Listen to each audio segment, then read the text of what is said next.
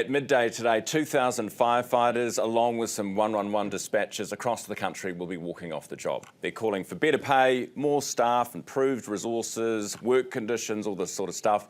I'm joined now by firefighters Terry Bird and Martin Campbell with the New Zealand Professional Firefighters Union. Terry, Martin, good morning. Morning, Ryan. Martin, you've just come off a night shift to be with us. Thank you. No problem at all. We're here to serve. So what happens at Terry at 1 o'clock or at midday today? Why is it only an hour that you guys are striking? Yeah, we want to signal to our employer that they need to come to bargaining. I don't think we need to do a great big long strike to do that. So we're doing a short strike. This is the beginning.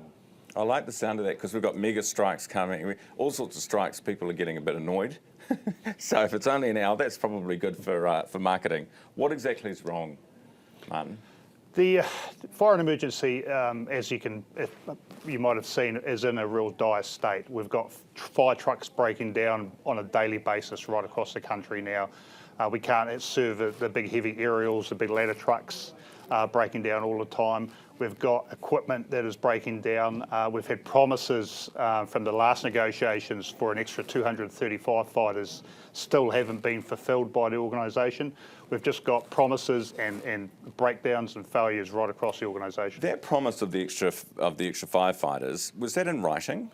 It was always there in principle, is what we were told. It was part of the negotiations from the last bargaining because we recognise there's huge staffing problems right across New Zealand. And so the offer that they've given you is an increase of 5.1% over 3 years? It's actually going to be over 5 years because if you think firefighters actually haven't had a pay rise since July 2023, so by the time that contract would have expired, it would have been less than 1% a year. Right, so because I was going to say 3 years would be 1.7, you're less than 1% a year over 5 years. Yep, that's right. Okay. And not so even keeping up with the cost of living. No.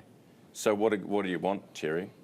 What's reasonable? Yeah, what is reasonable? I think that we have a long history of poor pay rises, and the reason for that is there is no competition. Firefighters love their job.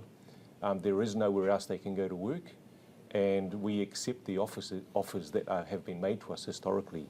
And there comes a time when you go, enough is enough. We can't afford to not improve our conditions and not improve our pay. All right.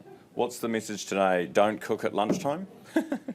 I guess the message is just the members of the public, just be careful for that 1 hour because there are going to be serious delays across fire and emergency between midday and 1 o'clock, unfortunately. It's directly because of fire and emergency's failure to come to the bargaining table. If this doesn't work, will you consider longer strikes? That sort of stuff, we'll go back to the membership and ask those sort of questions. If this drastic action isn't enough to make fire emergency come to the table, we'll have to go back to the membership and see what they want. All right.